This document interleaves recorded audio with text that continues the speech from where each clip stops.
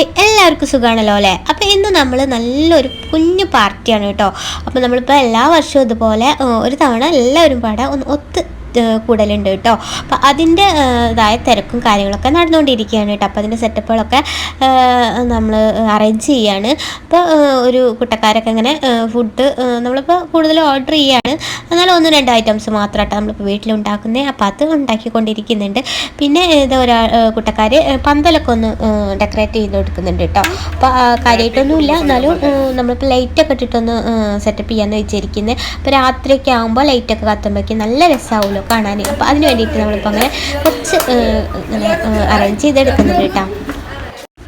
അപ്പോൾ ഫുൾ എനർജിയോടായിട്ട് തന്നെ നമ്മുടെ ചെറിയ മാമൻ എത്തിയിട്ടുണ്ട് കേട്ടോ. പിന്നെ എല്ലാ കാര്യങ്ങളും ഇങ്ങനെ സ്പീഡാവുന്നുണ്ട്. അപ്പോൾ ഉമ്മയുടെ വീട്ടുകാരൊക്കെ കൂടിയിട്ടാണ് ഒരു ഒത്തുകൂടലാണ് കേട്ടോ അപ്പോൾ കുടുംബസംഗമം നടത്തുന്നത്. അപ്പോൾ അവരെല്ലാവരും തന്നെ ഉൾപ്പെടുത്താൻ ശ്രമിക്കാറുണ്ട് കേട്ടോ. അപ്പോൾ എല്ലാവരും ഉൾക്കൊള്ളിച്ചിട്ടുള്ള ഒരു ഫംഗ്ഷൻ എല്ലാവരും കൂടിയിട്ടൊന്ന് ആഘോഷിക്കുക. പിന്നെ കുഞ്ഞു കുട്ടികളുടെ പരിപാടികൾ, പിന്നെ കുട്ടികൾ മാത്രമല്ല എല്ലാവരും നമ്മളിപ്പോൾ അതിൽ തന്നെ ഇൻക്ലൂഡായിട്ട് ഡാൻസ് കളിക്കലും ഒപ്പന കളിക്കലും അങ്ങനെയൊക്കെ ആയിട്ട് നമ്മളിപ്പോൾ എൻജോയ് ചെയ്യാറ് കേട്ടോ. പിന്നെ ഗെയിമുകളൊക്കെ ഉണ്ടാവാറുണ്ട്. അങ്ങനെ കുഞ്ഞു പരിപാടികളൊക്കെ ആയിട്ട് നമ്മൾ മാക്സിമം ഒന്ന് എൻജോയ് ചെയ്യുക. അങ്ങനെയാണ് നമ്മൾ ചെയ്യാറ്.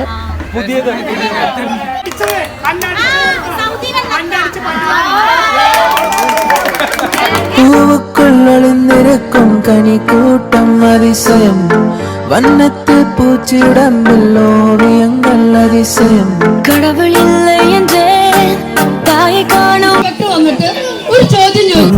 മയിലുണ്ട്, മഞ്ചാടി പുഴയുണ്ട്, മഴവില്ലിൻ കൂടാരത്തിൽ പോകാം ആരും കാണാ.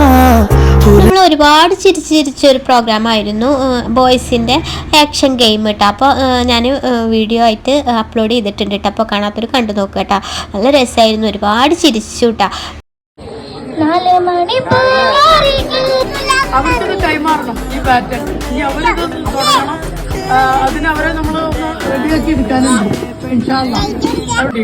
അല്ലാതെ പെട്ടെന്ന് തട്ടിക്കൂട്ടി ഉള്ളവരെ വിളിച്ച് അങ്ങനെയല്ല. നമ്മൾ എല്ലാ വർഷവും നടത്തുന്നുള്ളൊരു ഉറപ്പും അത് ഇതിനേക്കാൾ ഗ്രാൻഡായിട്ട് നടത്താൻ പറ്റുന്നുള്ളൊരു അതിനുള്ളൊരു സംവിധാനം കൂടെ നമ്മൾ ഉണ്ടാക്കണം.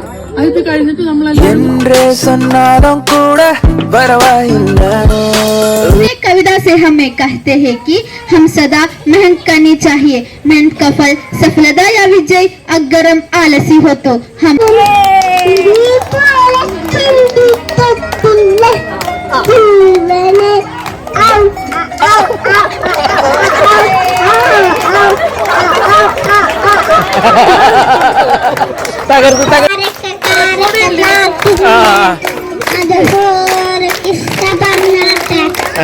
ഒരുപാട് വർഷങ്ങൾ ഇവിടെ ഇരുന്നപ്പോൾ അള്ളാഹു ആശിച്ച ആരോഗ്യം നമുക്ക് മുതിർന്ന നമ്മുടെ മക്കളായാലും നമ്മൾക്ക് കിട്ടേണ്ട അല്ലെങ്കിൽ നമ്മുടെ അവര് നമ്മളോട് എങ്ങനെയാണുള്ളത് അത് ഇങ്ങനെയുള്ള കാര്യങ്ങളിൽ നിന്നാണ് അവർ പഠിക്കുക.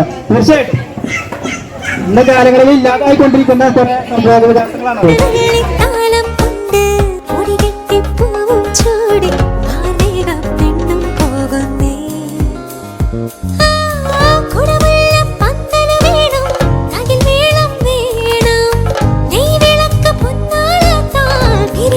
ഇതിപ്പോൾ ഞങ്ങളുടെ ടീം വകയായിട്ടുള്ള ഒരു ഒപ്പനയും കാര്യങ്ങളൊക്കെയാണ് കേട്ടോ. അപ്പോൾ സ്റ്റെപ്പൊക്കെ രക്ഷയില്ല, എല്ലാ സ്പോട്ടിൽ വരുന്ന സ്റ്റെപ്പുകളാവും കേട്ടോ.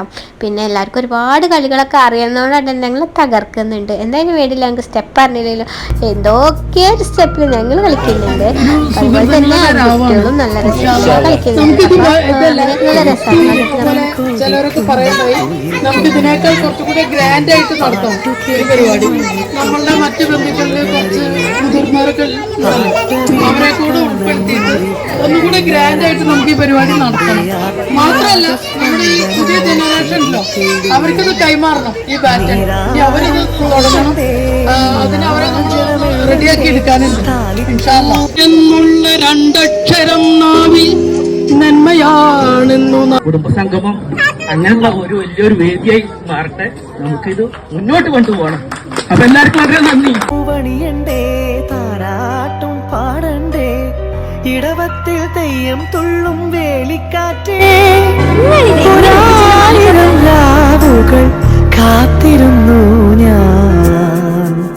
പഞ്ചവർണ്ണ കുളിരേ കഴിഞ്ഞതിനെ വിട്ടുകളഞ്ഞ് വരാനിരിക്കുന്ന നിമിഷങ്ങൾ കൂടുതൽ ആനന്ദകരമാക്കി മുന്നോട്ട് പോയാൽ നമുക്ക് നേടിയെടുക്കാൻ പറ്റാത്തതായിട്ട് ഒന്നും തന്നെ ഉണ്ടാവില്ല കേട്ടോ. അപ്പോൾ ഈ ഒരു ഒത്തുചേരൽ എന്ന് പറഞ്ഞാൽ തന്നെ ഏറ്റവും വലിയൊരു സമ്പത്ത് തന്നെയാണ് കേട്ടോ. അപ്പം എല്ലാവർക്കും എല്ലാ നന്മകളും നിറഞ്ഞ നല്ലൊരു ദിവസം നേർന്നുകൊണ്ട് ടാറ്റാ.